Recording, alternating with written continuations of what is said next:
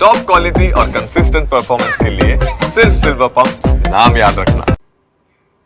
તો ભારતે વિશ્વને આપી દીધો છે સ્પષ્ટ સંદેશ અને વિશ્વએ પણ માન્યું છે કે ઇસ્લામમાં આતંકવાદને કોઈ જ સ્થાન નથી। ઓપરેશન સિંદૂર બાદ વિદેશની મુલાકાતે ગયેલું ભારતીય ડેલિગેશન પરત ફર્યું છે, જેમાં ગુજરાતના એકમાત્ર વડોદરાના સાંસદ હેમાંગ જોશી હતા। પોતાની મુલાકાત બાદ હેમાંગ જોશીએ દાવો કર્યો છે કે મલેશિયા જેવા મુસ્લિમ દેશના વડાઓએ પણ આતંકવાદ વિરુદ્ધ તેઓ ભારત સાથે હોવાની વાત કરી છે। સાથે જ એવો પણ દાવો છે કે ભારતે વિશ્વને સંદેશ પહોંચાડી દીધો છે કે પાકિસ્તાનનો કોઈ પણ એક્શન એક્ટ ઓફ વોર ગણાશે અને ભારત તેનો જડબાતોડ જવાબ પણ આપશે।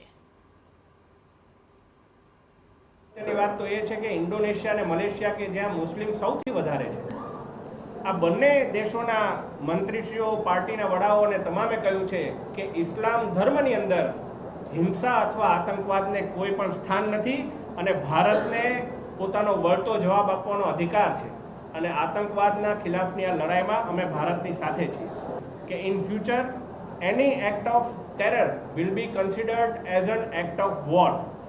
આ સ્પષ્ટ સંદેશ આપણે સમગ્ર વિશ્વમાં આપીને આવ્યા છે। તો ઓપરેશન સિંદૂર પર સવાલ ઉઠાવનારા વિપક્ષને પણ હેમાંગ જોશીએ આડે હાથ લીધા। તેઓએ રાહુલ ગાંધીના નિવેદનોને દેશવાસીઓ માટે હતાશાજનક ગણાવ્યા હતા અને આરોપ લગાવ્યો કે રાહુલ ગાંધીના નિવેદનો ભારત કરતા પાકિસ્તાનમાં વધુ વાયરલ થઈ રહ્યા છે। હું માનું છું કે આવા કોઈ પણ પ્રકારના રાજકીય સ્ટેટમેન્ટ આપણે અહીંથી ના આપવા જોઈએ। એના કરતાં તો વધારે આપણા વિપક્ષી નેતાની સ્પીચ પાકિસ્તાનમાં બહુ વાયરલ થાય છે। જે પ્રકારે તેઓ બોલી રહ્યા હતા એનાથી એમની પાર્ટીના ત્યાં આવેલા સાંસદોનું મોરલ ડાઉન થતું હતું, પરંતુ ત્યાં કોઈ પણ સાંસદ કોઈ પાર્ટીના સાંસદ ન હતા, તમામ ભારત દેશના સાંસદ હતા।